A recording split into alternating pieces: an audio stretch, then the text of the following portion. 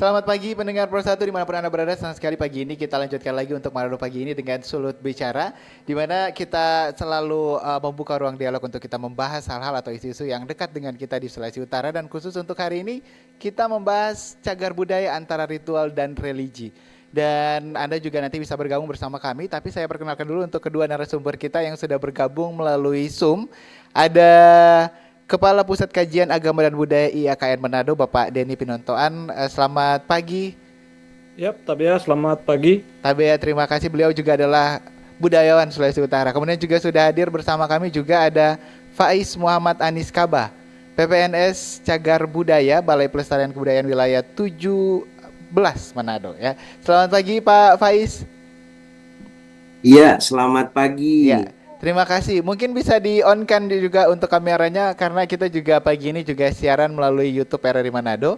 Dan Anda juga pendengar boleh bertanya atau memberikan saran pertanyaan juga terkait dengan topik kita cagar budaya antara ritual dan religi.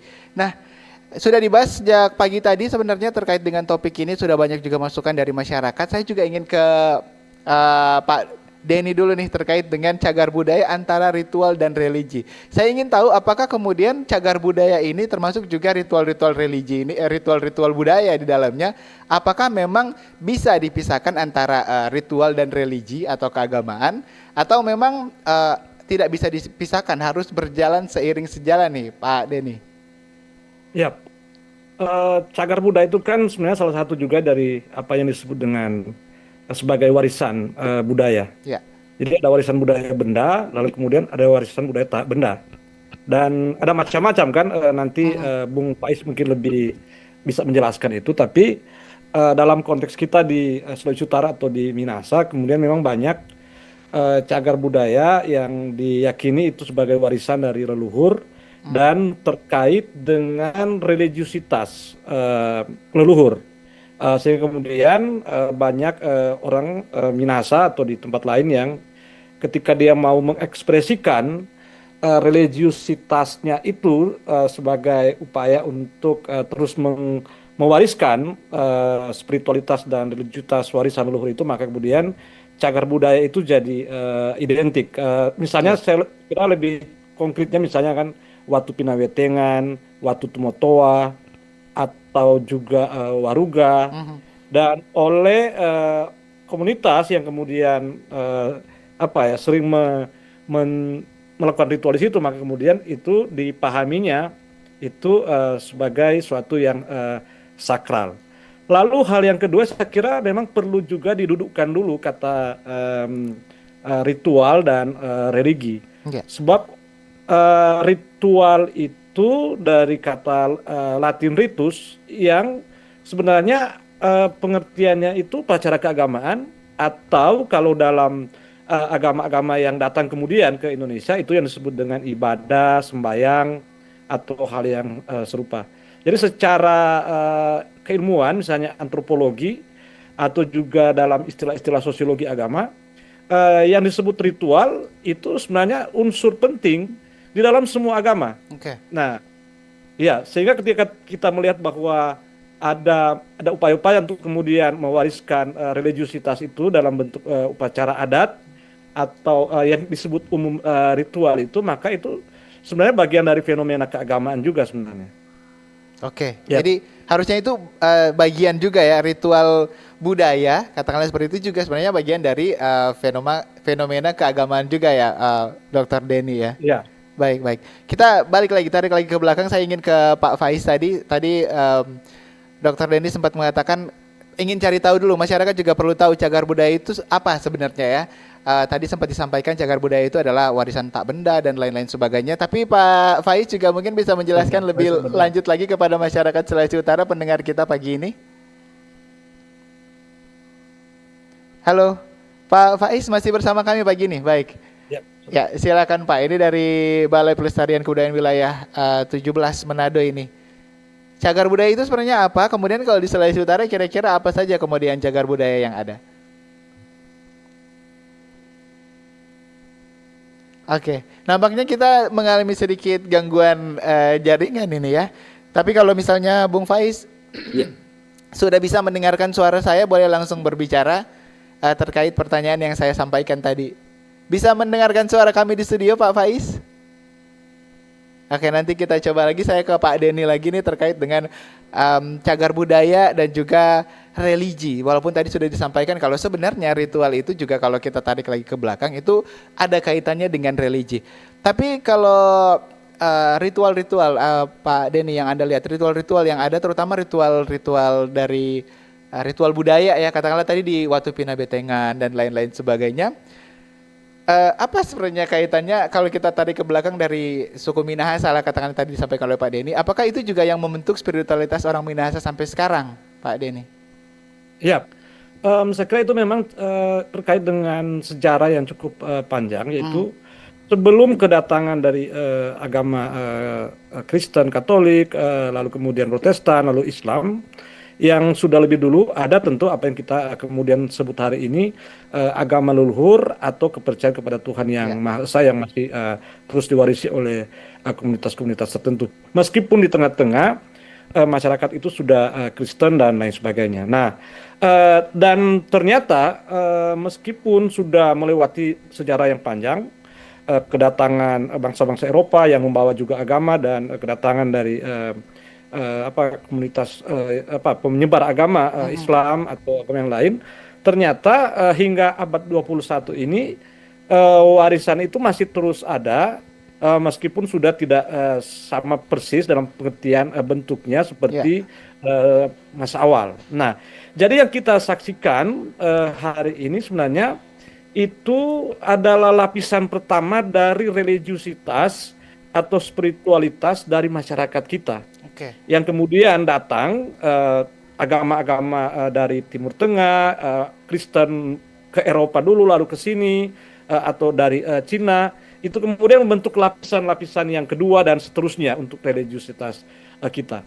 Nah, sehingga sekira itu fenomena sosial keagamaan yang lumrah ketika hari ini kita masih juga menyaksikan bahwa ada komunitas-komunitas yang menyebut komunitas adat, komunitas budaya, masih melakukan apa yang disebut dengan ritual. Dan ritual ini sebenarnya yang kita saksikan adalah upaya dari komunitas-komunitas ini untuk menghidupkan kembali atau kemudian mewariskan apa yang mereka yakini sebagai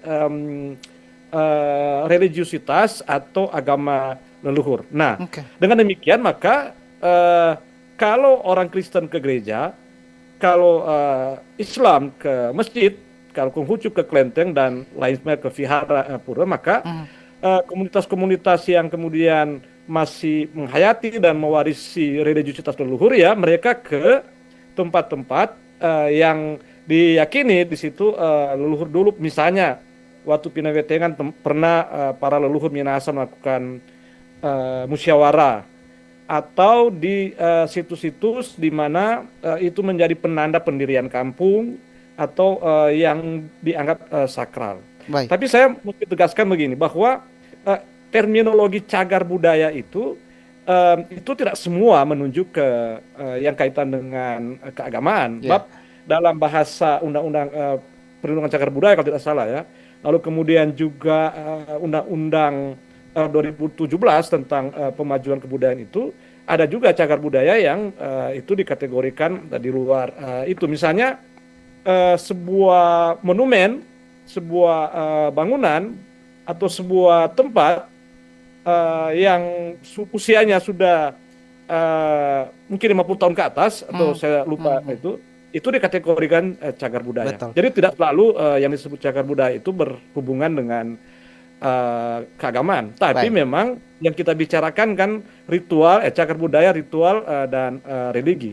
Dan ritual itu sebenarnya fenomena dari religi yang terdapat pada semua agama. Oke, baik. Dr. Denny, kalau Anda melihat sekarang, apakah ada terjadi pergeseran makna dari ritual-ritual budaya yang dilakukan oleh leluhur-leluhur kita dengan apa yang kita lihat yang terjadi saat ini?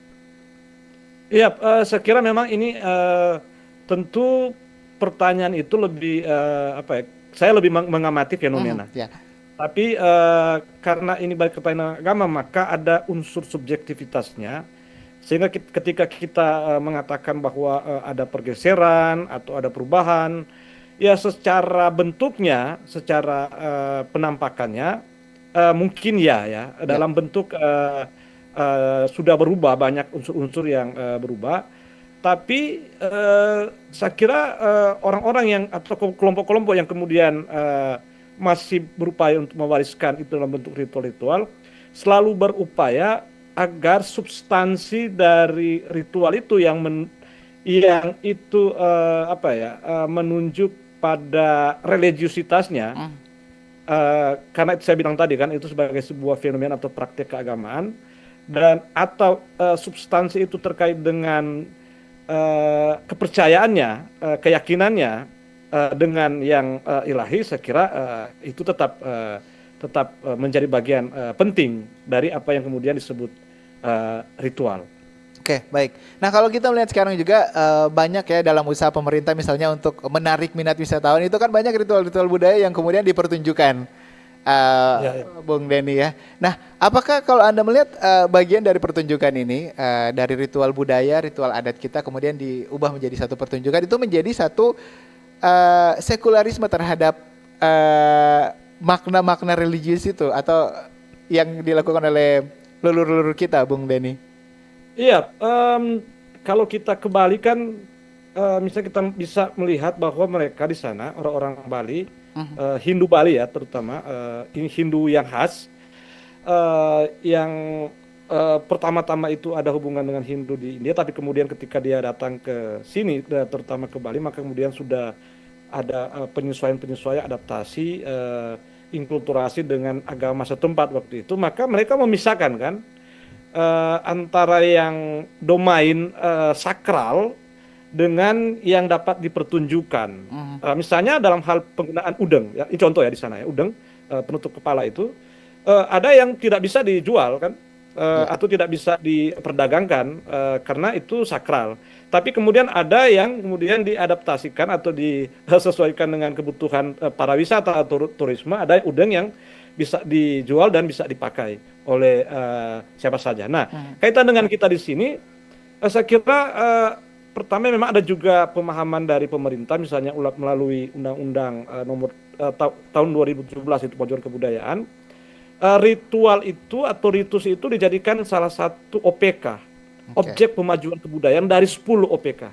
Nah, tapi kemudian dipahami bahwa harus juga itu memiliki nilai ekonomis, sehingga dengan demikian maka kemudian dia bisa dimanfaatkan atau bisa menjadi media untuk menarik wisatawan. Tapi kalau saya sendiri, kalau coba memasuki atau memahami kesadaran dan alam berpikir atau perspektif dari komunitas-komunitas yang melakukan ritual ini, maka memang benar seperti yang dikatakan tadi, itu sepertinya sebuah gejala menuju sekularisasi ritual dari yang sakral, dia kemudian karena jadi objek wisata. Dan itu bisnis kan, turisme itu, maka kemudian dia menjadi ya saya kira ini tinggal bagi komunitas atau orang yang menghayati secara religius ritual itu, maka itu tentu dia berfungsi secara keagamaan. Tapi dalam rangka pariwisata seringkali jadi pertunjukan kan. Hanya untuk pertunjukan saja ya Pak Denny ya. Iya, dan ya, itu bisa ke publik seolah-olah ya dia sekuler saja. Tapi bahwa sebenarnya apa yang kita sebut ritual budaya, upacara budaya itu praktek keagamaan sebenarnya. Iya kan, karena kita melihat di sana ada unsur-unsur keagamaan. Sehingga ini persoalan memang di masyarakat kita atau di banyak tempat bertemunya antara yang tadi itu ya, modernisasi turisme sebagai sebuah bisnis global dengan praktek-praktek kearifan masyarakat lokal yang hampir semuanya itu berdimensi keagamaan. Baik. Pak Denny, saya sebenarnya punya pertanyaan, karena Anda juga adalah Ketua Pusat Kajian Kebudayaan Indonesia Timur ya. Saya ingin tahu kira-kira ketika kemudian ada satu ritual adat atau mungkin Anda juga bisa memberikan kira-kira apa sih sebenarnya yang bisa ritual adat terutama Minahasa yang bisa kita pertunjukan kepada wisatawan, kemudian apa yang harusnya kita simpan sebagai tradisi leluhur yang hanya untuk katakanlah tadi hanya untuk ketika ada satu kelompok tertentu memang untuk ritual keagamaan begitu. Iya. Rupanya memang sudah menjadi keniscayaan bahwa apa yang disebut sebagai warisan leluhur atau unsur budaya lokal itu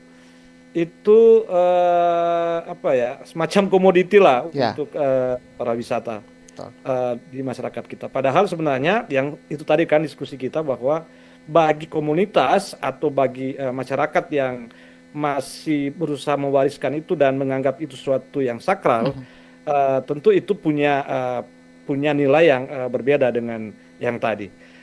Mungkin memang pemerintah daerah, pemerintah provinsi perlu, saya kira ya, melibatkan komunitas-komunitas ini untuk kemudian dalam upaya mereka merancang agenda-agenda pariwisata yang berkaitan dengan kebudayaan.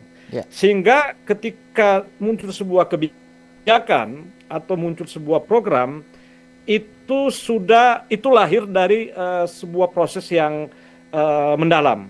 Nah, yang kita antisipasi adalah ketika tiba-tiba datang sebuah kebijakan tanpa kemudian melibatkan komunitas-komunitas ini, maka kemudian yang akan terjadi seperti yang tadi, bahwa bagi komunitas ini itu suatu yang sakral, tapi kemudian oleh kebijakan pemerintah yang tidak melibatkan komunitas-komunitas ini, maka kemudian akan menjadi sebatas pertunjukan saja. Padahal bagi mereka itu bukan pertunjukan, itu suatu yang sangat sangat spiritual. Nah, itu yang perlu ada upaya untuk menjembatani itu. Sehingga yang sakral ini tetap sakral bagi komunitas, tapi kemudian dalam rangka juga pemajuan kebudayaan, maka dia tetap bisa dinegosiasikan dengan para wisata misalnya. Baik. Mungkin kita perlu belajar tadi seperti disampaikan oleh Pak Denny di Bali ya, mana kemudian yang sakral, sangat sakral untuk etnis tertentu, katakanlah seperti itu ya. Mana kemudian yang bisa kita rubah untuk kita pertunjukkan kepada wisatawan dengan tidak mengurangi nilai-nilai yang ada, yang dikandungkan setiap ritual itu ada nilai-nilai yang baik begitu ya. Baik, saya mau sapa dulu nih Bapak Faiz, mudah-mudahan sudah bisa mendengarkan siaran kami di studio ini pagi Pak Faiz. Ya, selamat pagi. Terima kasih. Sudah bisa didengar dengan baik ya. Sudah bisa didengarkan dan sudah bisa melihat Pak Faiz dengan baik. Terima kasih walaupun juga di tengah kondisi yang mungkin agak susah jaringan di sana sudah mau untuk berdialog di Sulut Bicara. Pak Faiz, tadi sudah sempat ditanyakan juga terkait cagar budaya. Cagar budaya ini sebenarnya apa sih Pak Faiz?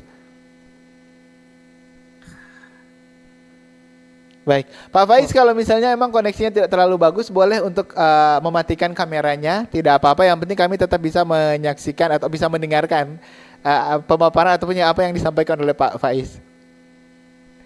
Baik, sambil kita menantikan untuk bisa terhubung kembali dengan Pak Faiz Muhammad Anis Kaba. Beliau adalah PPNS Cagar Budaya, Balai Pelestarian Kebudayaan Wilayah 17. Kita harus jeda dulu sejenak. Pendengar, Anda juga yang punya pertanyaan terkait dengan topik kita cagar budaya antara ritual dan religi bisa Anda sampaikan melalui telepon dan juga WhatsApp di 0821 9583 5080 ataupun juga langsung komentar di YouTube kami RRI Manado. Kami akan kembali saat lagi, tetap di Sulut Bicara. Kanal informasi dan inspirasi nomor 1. Bintang Radio Indonesia tahun 2025. Tingkat Koordinator Wilayah 5 menghadirkan 6 finalis putra dan putri dari RRI Manado, Gorontalo, dan Tahuna. Siapa yang akan lolos mewakili Korwil 5 di tingkat nasional? Jadi jangan sampai lupa untuk menonton live streaming putaran 1 dan 2 pada tanggal 8 dan 9 Oktober jam 3 dan jam 1 siang di YouTube dan TikTok RRI Manado. Kamu juga bisa menonton langsung putaran ketiga pada tanggal 10 Oktober 2025 di Studio 3 kantor RRI Manado jam 1 siang. Jangan lupa voting finalis kesayangan kamu biar jadi bintang radio Indonesia tahun 2025. Wih, Wih, keren banget nih. Katanya ada obat herbal bisa mencegah sakit gigi seumur hidup.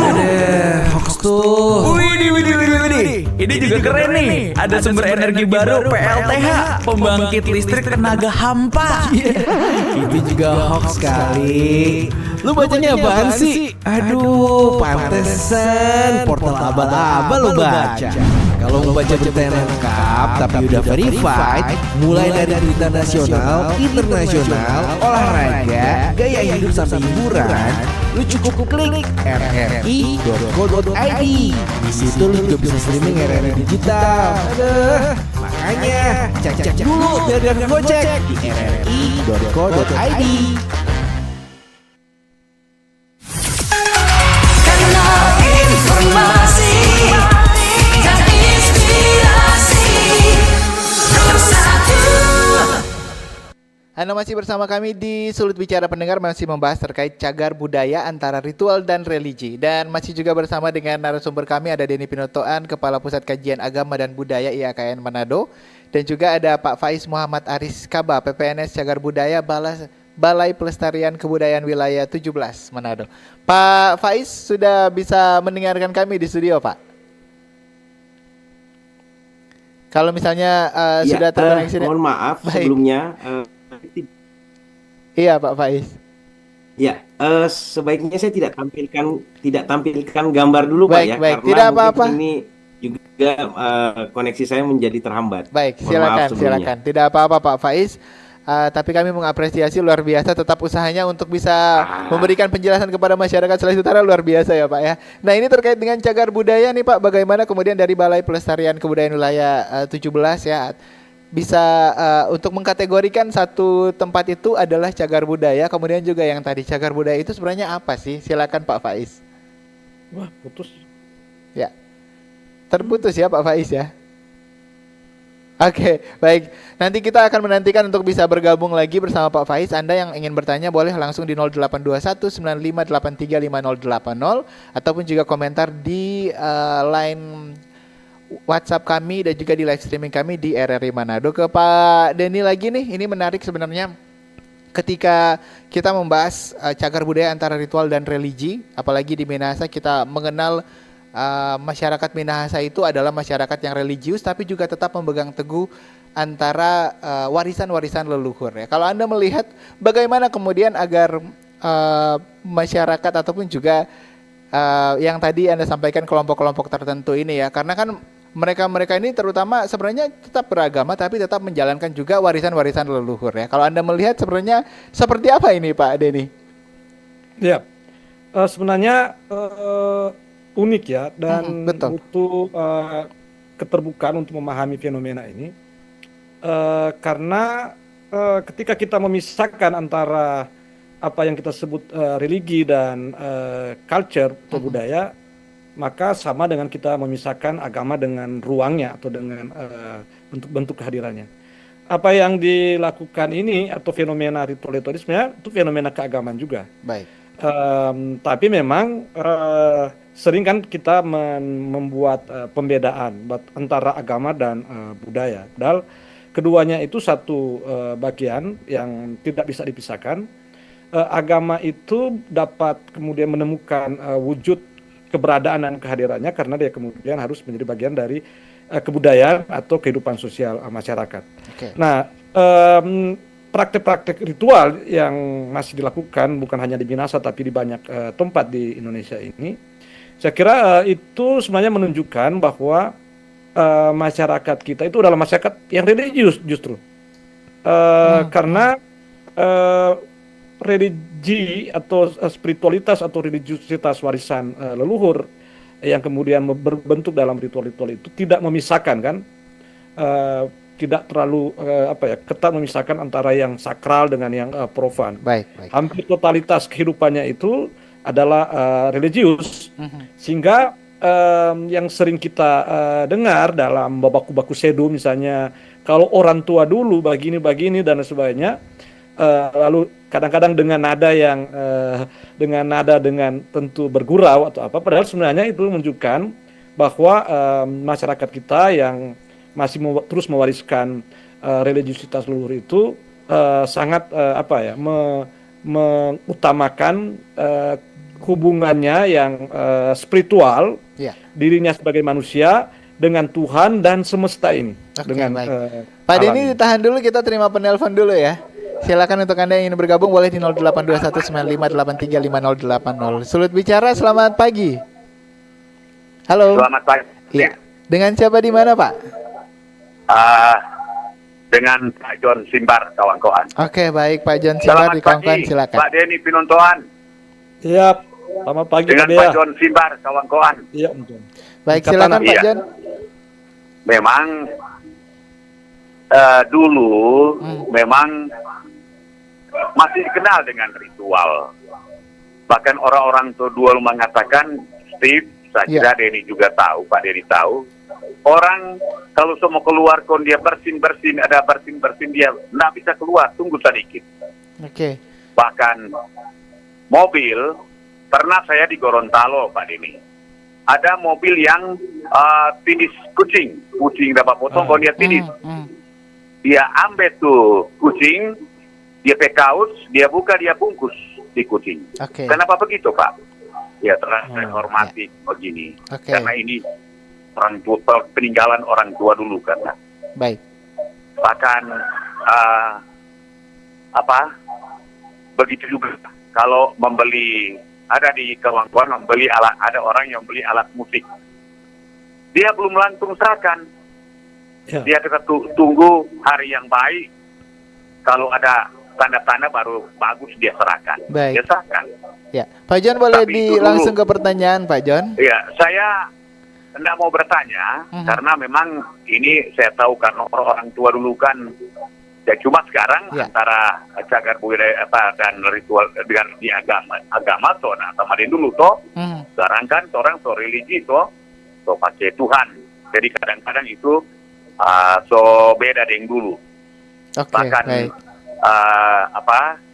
tujuan nanti teman-teman lain, nanti Bapak Sagai sambung dan Baik, Bud baik. dan Jokowi. Ada Jadi keluarga kalau Pak John, Luntungan Rumangu. Baik. Pada dengar ini. Pak John Selamat Simbar. pagi. Shalom. Baik, selamat Pak Denny, pagi. shalom. Ya, terima kasih Pak John sudah berpendapat sebenarnya bagaimana orang Minahasa masih mempertahankan tradisi-tradisi leluhur sebenarnya, kepercayaan-kepercayaan yang masih dipegang sampai sekarang.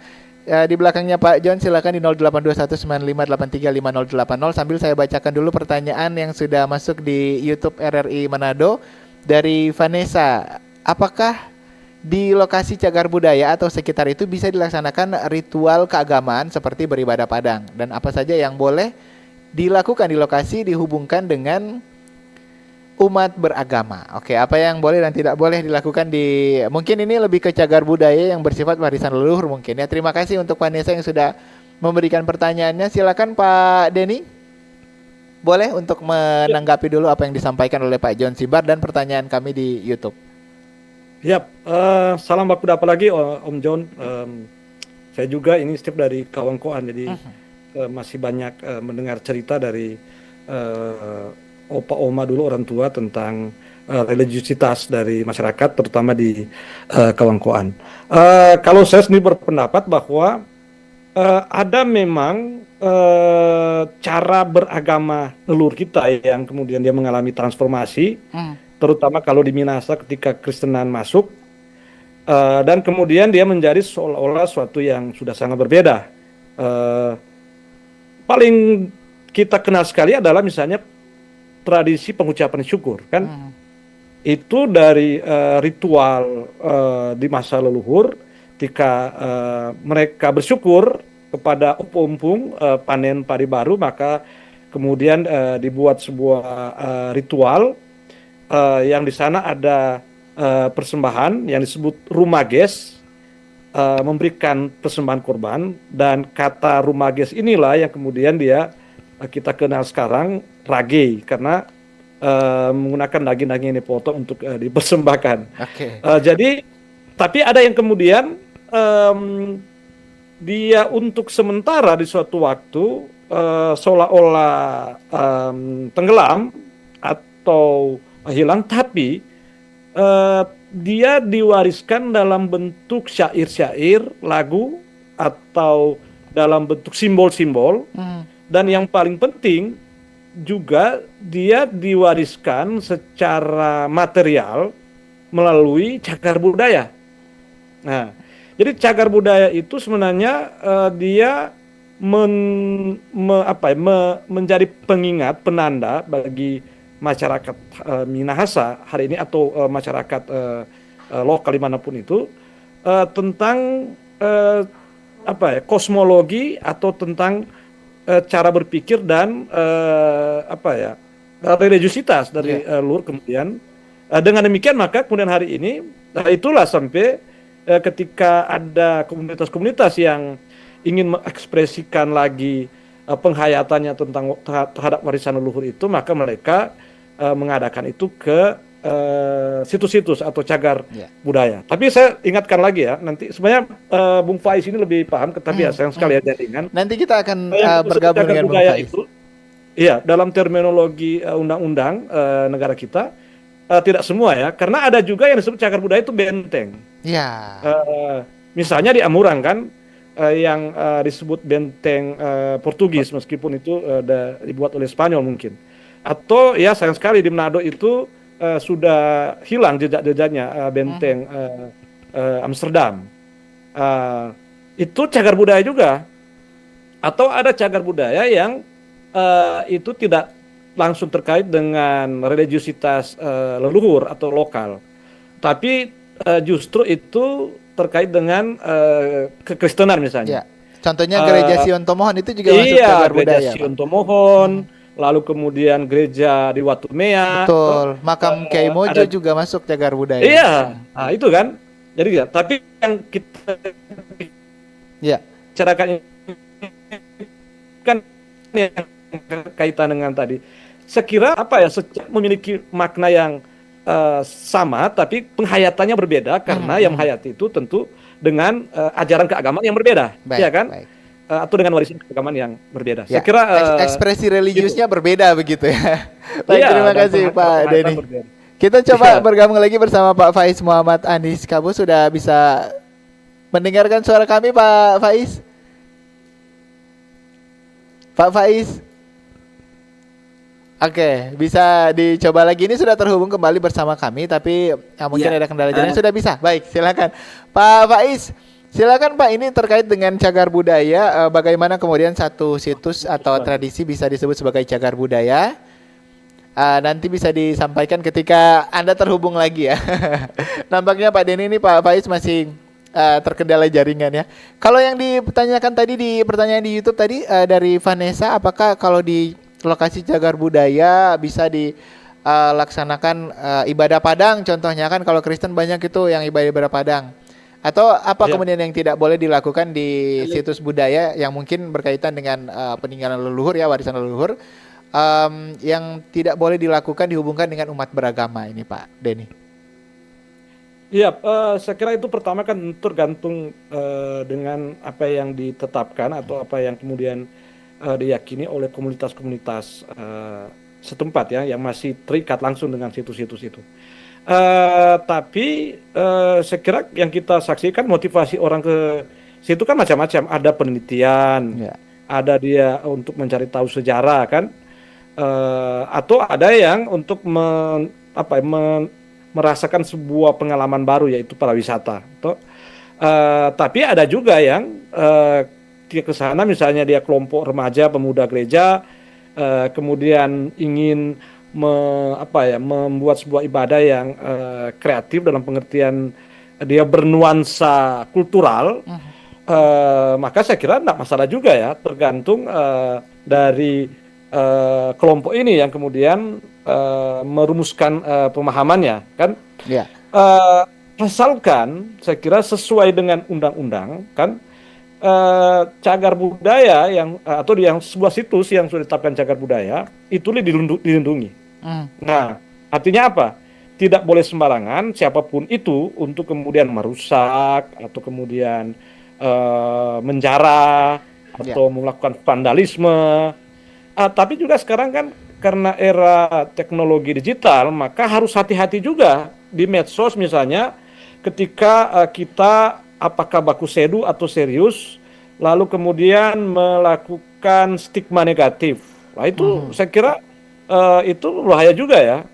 Misalnya ketika ya karena kita tidak setuju secara keagamaan doktrinal atau tidak setuju secara apa, lalu kemudian membuat status atau kemudian memfoto sebuah situs lalu kita menambahkan caption yang bermakna negatif. Saya kira itu pelanggaran hukum juga dan harus hati-hati. Sekarang kan omongan orang atau artinya kita harus menghargai lah ya antara satu dengan yang lain. Iya, karena secara konstitusi kan dilindungi. Yang seperti itu ada undang-undangnya khusus kan. Ya, sekira itu. Baik, terima kasih. Ini juga saya baca lagi, ini ada tanggapan dari atau pertanyaan dari YouTube RRI Manado sambil menantikan juga ingin telepon ini dari Randy CS. Bagaimana tanggapan narasumber tentang ritual yang dilakukan di Watu Pina Betengan? Apakah ini masuk ritual keagamaan atau adat? Terima kasih, Pak Denny.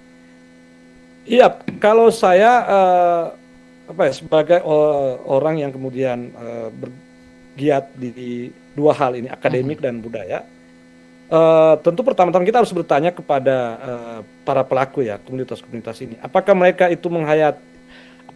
menghayati itu sebagai ekspresi religiusitas yang tentu itu bersumber dari warisan-warisan religiusitas leluhur Minahasa, atau sekedar pertunjukan. Nah, itu problemnya tentu perlu didalami ya.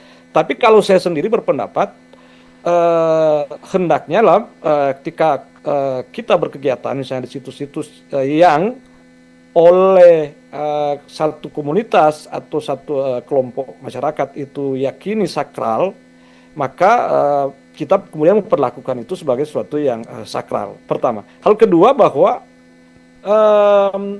kadang kita saja yang menolak untuk mengatakan ini hanya budaya biasa, ini hanya upacara budaya atau unsur budaya saja. Tapi ketika yang kita lakukan itu menunjukkan praktek ritual, nah di situ ya ritual itu kan saya bilang tadi ada di mana-mana, di gereja, di masjid, di kelenteng, itu kan karena apa?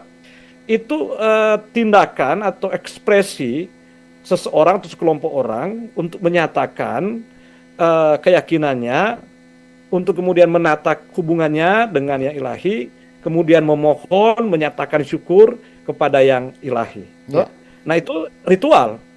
Sehingga ketika kita menyaksikan atau kelompok-kelompok tertentu melakukan itu dalam rangka itu, maka itu praktek keagamaan. Iya kan? Baik, Pak Denny. Kita terima penelpon lagi yang sudah bergabung bersama kita di pagi hari ini. Sulut bicara, selamat pagi. Halo. Ya, Anda bisa coba telepon di 082195835080. Halo, selamat pagi. Halo, selamat pagi. Iya, dengan siapa? Dengan siapa di mana, Pak? Dengan Cliff dari Motoling. Oke, Cliff di Motoling, silakan.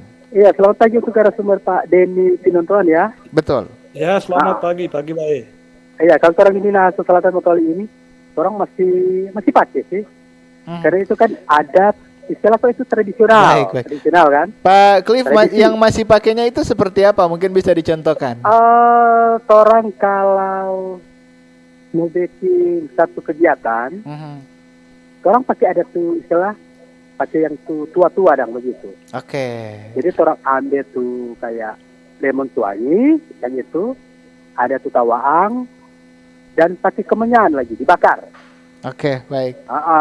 Orang di kampung Patorang ini ada pusaka desa, dalam arti para leluhur yang dulu orang tua-tua dulu, dan akan temani dan kalau mau bentuk kampung baru, jadi orang-orang tertentu terus dibaca-baca.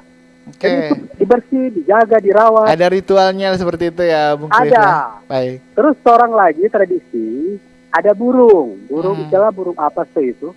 Orang tuh tahu dia tanda. Ya kalau ke arah ke utara, karena daerah perkuburan, ada yang mau meninggal. Betul. Ketika dia ke barat, karena arah ke rumah sakit berbahaya atau kecelakaan. Ketika arah ke timur tuh burung, memang masih bertanda begitu. Baik. Berjaga-jaga kebakaran, atau ada orang-orang yang terjahat di kampung. Tapi kalau di sana, Bung Cliff, mohon maaf saya potong, apakah ada tempat-tempat tertentu yang kemudian menjadi tempat untuk masyarakat melaksanakan ritual seperti itu, ritual budaya?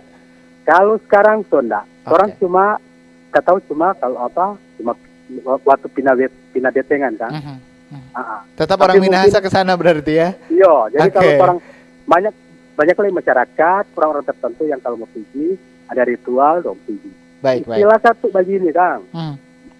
Sekarang bukan, jangan orang tinggalkan itu budaya dulu toh. Itu bentuk ibadah buat kita. Itu bentuk ibadah. Tapi kan orang itu bukan menyembah berhala. Tapi itu dalam bentuk itu orang menyembah dengan cara, kalau dulu kata gua, sama dengan Pak Pinoto An bilang, kalau mau panen padi, orang pakai baumper, bahasa Minahasa bilang baumper sajian begitu toh.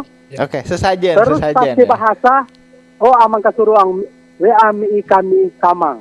Oh Tuhan, berikan kami berkat. Oke. Berkat itu melimpah. Jadi memang masih dipakai tradisi, tapi orang bukan dalam arti orang itu mistik, bukan. Baik. Tapi orang itu lestarikan saja. Karena Bung Cliff, budaya itu peninggalan dari leluhur. silakan untuk Itu saja. pertanyaannya. Tanggapan Dari saya, saja ya terima berarti ya. kasih. Terima Selamat kasih. Selamat pagi. Kita coba lagi untuk bisa bergabung dengan Pak Faiz. Pak Faiz bisa mendengarkan dengan Ya, jelas halo. suara kami di studio. Baik, silakan Pak Faiz, pertanyaan saya yang tadi terkait cagar budaya. Oke, Halo. Pak Faiz. Ya, Pak Faiz, terkait dengan cagar budaya ini, bagaimana kemudian satu tempat itu bisa dikategorikan sebagai cagar budaya, dan mungkin juga kalau di Sulawesi Utara ini cagar budayanya ada di mana saja? Silakan Pak Faiz. Ya, suara saya terdengar ya? Sangat jelas Pak Faiz. Baik, oke, saya langsung saja. Ya. Jadi pada intinya di dalam konsep kebudayaan regulasi ini ada dua sebenarnya. Ada terkait dengan Undang-Undang Cagar Budaya 11 tahun 2010 dan Undang-Undang Nomor 5 tahun 2007 tentang pemajuan kebudayaan. Nah, seperti apa yang disampaikan tadi oleh Prof. Dani, mohon maaf, Prof. Denny Pinontoan, bahwa kedua regulasi ini masing-masing mengatur soal objek yang terkait dengan kebendaan dan objek yang tak benda. Nah, cagar budaya pada intinya adalah objek yang terkait dengan kebendaan yang juga dalam hal ini terkait dengan ritual. Ini merupakan bagian dari pemanfaatan dan pengembangan. Nah, pada dasarnya tradisi masyarakat maupun memaknai tinggalan-tinggalan cagar budaya itu tidak ada larangan secara umum, tetapi perlu dilakukan pengaturan secara optimal dengan yang baik, di mana seluruh aktivitas itu tidak berdampak terhadap kerusakan dari cagar budaya itu sendiri.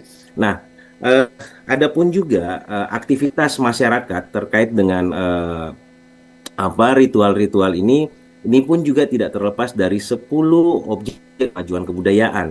Nah, bagaimana kemudian masyarakat atau pelaku-pelaku budaya atau pelanjut budaya di dalam memanfaatkan objek cagar budaya itu sendiri, ini juga ada kaitannya dengan adat istiadat dan ritus, dan juga bisa ada kaitannya dengan pengetahuan tradisional di situ.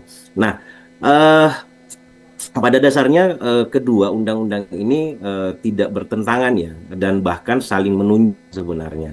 Nah, untuk di wilayah Sulawesi Utara sendiri memang secara luas banyak pelanjut budaya ataupun pelaku budaya, bahkan masyarakat dari pelaku budaya itu sendiri atau komunitas budaya itu kemudian memaknai tinggalan-tinggalan kebudayaan purbakala ataupun cagar budaya itu berupa waruga-waruga, di mana kalau kita lihat banyak sekali ya masyarakat ini di Minahasa itu melakukan ritual di situ, dalam artian secara umumnya, secara generalnya bisa dikatakan bagian dari ziarah juga, tetapi ada penuturan-penuturan dalam adat istiadat yang kemudian itu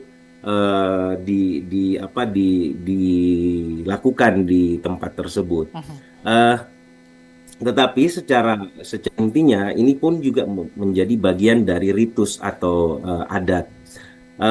Seperti apa tadi yang apa saya dengar sekilas tadi, meskipun terputus-putus dari Prof ini, pada dasarnya memang intinya segala aktivitas yang terkait dengan ritual tersebut ataupun memanfaatkan objek-objek tersebut sebagai tempat ritus itu tidak menyebabkan kerusakan terhadap objek itu sendiri. Misalkan ya, ada beberapa masyarakat juga mungkin itu kemudian memindahkan waruga itu sendiri. Nah, itu tentu sudah sangat bisa dikatakan menghilangkan konteks atau untuk kepentingan tertentu kemudian mengambil isi dari waruga itu.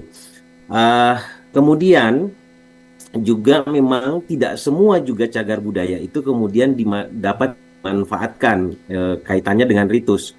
Tadi sempat disinggung mengenai benteng, kemudian mungkin ada tinggalan-tinggalan lainnya ya yang tidak terkait dengan aktivitas-aktivitas ritual di masa lalu.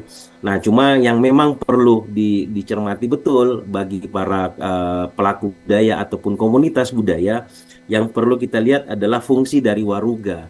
Nah, apakah itu memang di masa lalu dia difungsi sebagai tempat ritual atau tempat ritus. Nah, kalau kita ketahui waruga itu kan sebenarnya wadah kubur.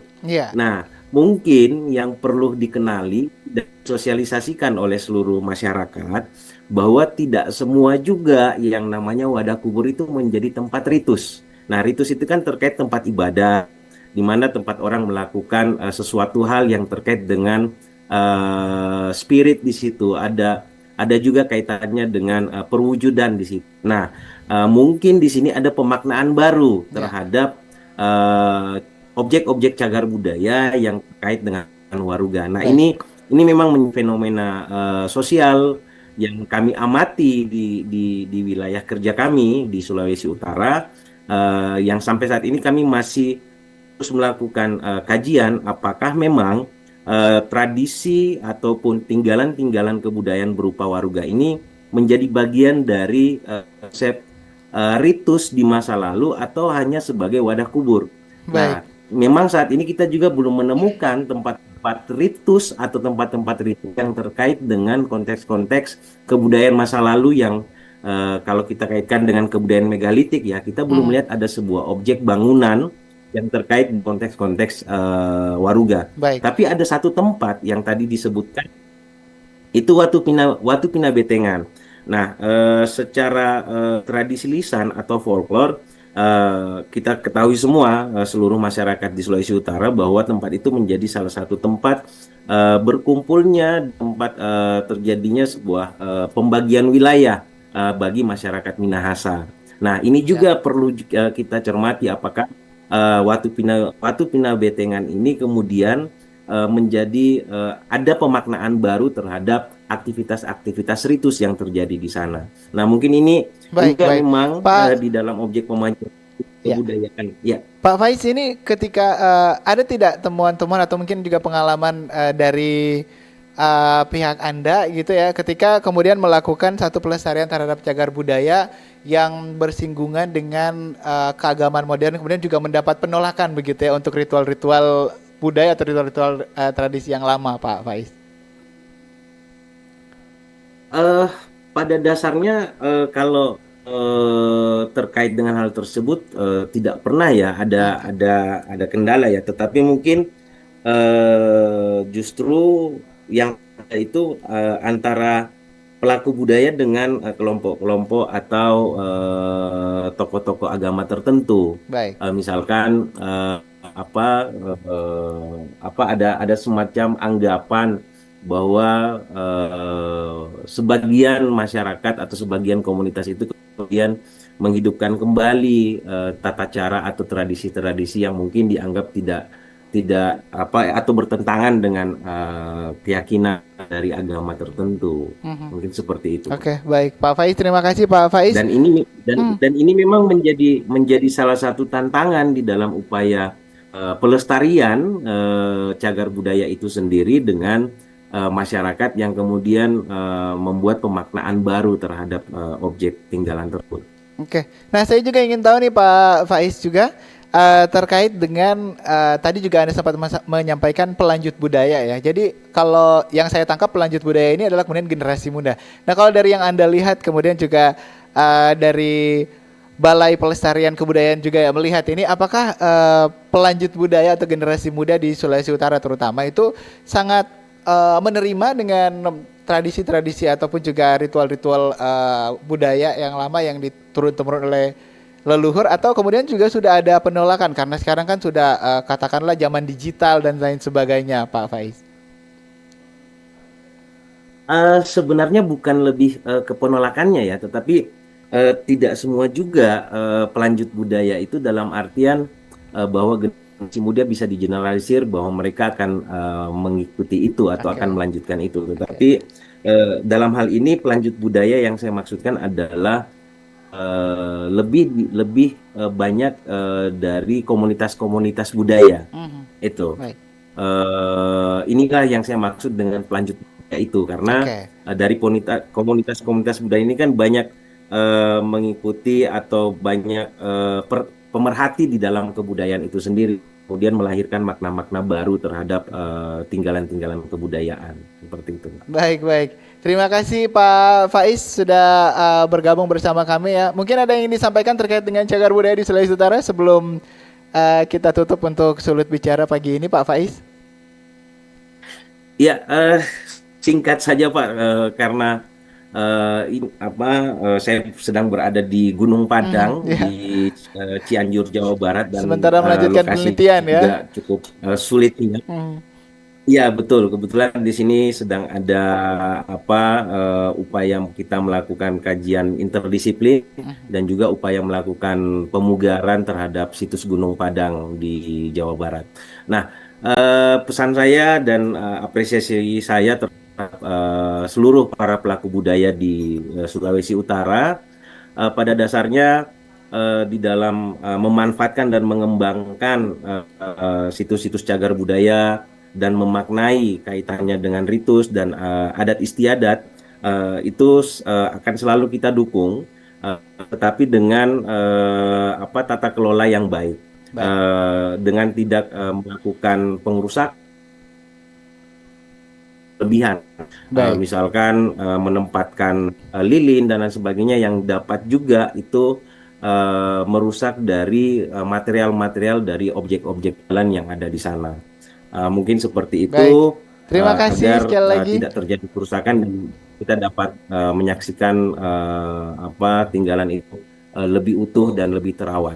Baik. Terima kasih Pak Faiz Muhammad Anis Kaba. Beliau adalah PPNS Cagar Budaya di Balai Pelestarian Kebudayaan Wilayah 17 Manado ya. Saya ingin ke Pak Denny. Pak Denny, ini waktu kita sudah sangat terbatas, tapi saya juga masih ingin tahu, tadi sempat terputus, terkait dengan apa mungkin kemudian ada batas tegas antara ritual sebagai ekspresi religius dan sekarang itu ritual bagian dari identitas budaya daerah, Pak Denny? Mic-nya boleh di-unmute, Pak. Atau mungkin teman-teman bisa ya baik. Ya, silakan Pak Denny. Saya kira sangat sulit sekali memisahkan itu ya. Beda kalau kita bicara antara air dan minyak, tapi yang kita sebut ritus dengan religi itu satu kesatuan soalnya. Jadi mungkin yang saya menangkap maksudnya bahwa ada pendapat-pendapat yang mengatakan bahwa itu kan hanya fenomena budaya saja, ritual-ritual yang sekarang ini. Padahal yang kita sebut ritual itu bisa ditemukan di semua agama tentu sebagai bagian penting.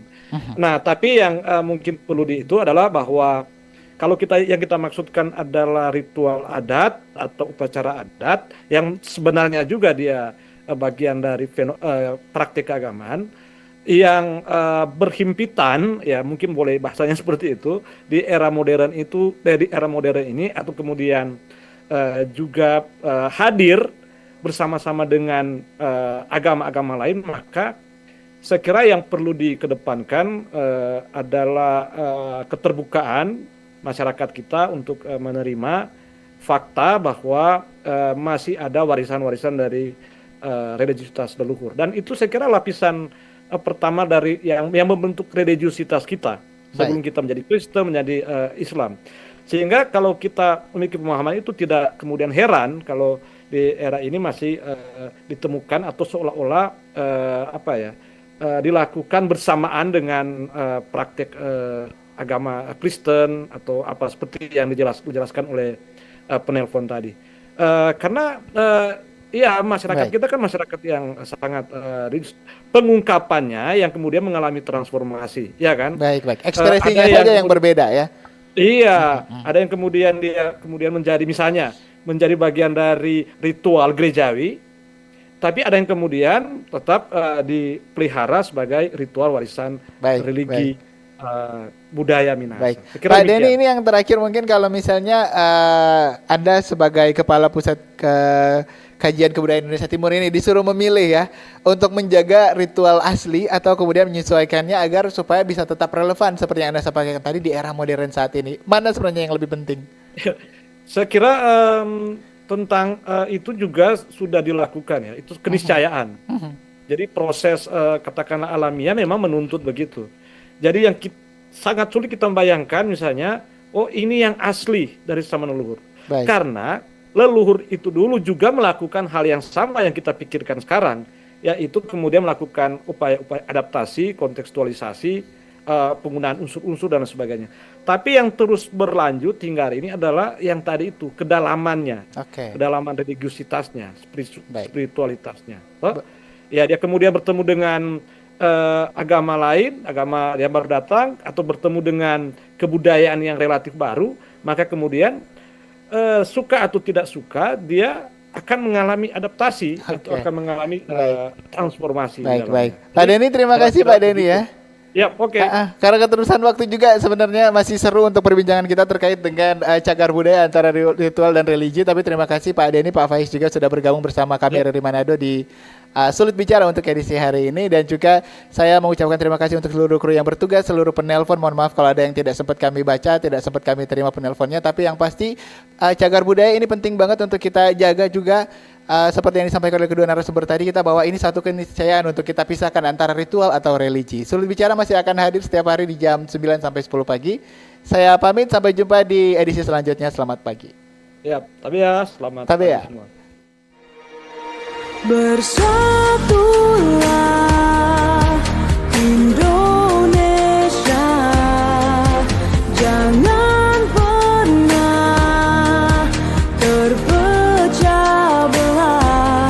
Walau kita berbeda, walau kita tak sama, Radio Republik Indonesia, kita Indonesia.